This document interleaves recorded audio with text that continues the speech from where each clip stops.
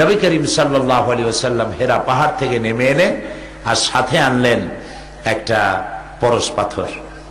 এটি এমন একটি পরশ পাথর যে তার সাথে লোহা লাগলো, লোহা সোনা হয়ে গেল, পাথর লাগলো, পাথরগুলি ডায়মন্ড হয়ে গেল। এরকম একটা পাথরের কথা শুনাই, যিনি পাথর ছিলেন হীরকখণ্ড হয়ে গেলেন। তার নাম ওমর। তার নাম ওমর।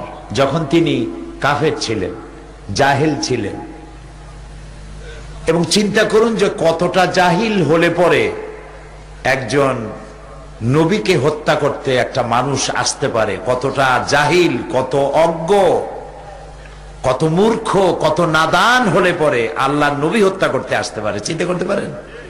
আচ্ছা, সেই মানুষটি যখন নবীকে হত্যা করতে আসলেন তখন তার কানের মধ্যে কোরআন ঢুকে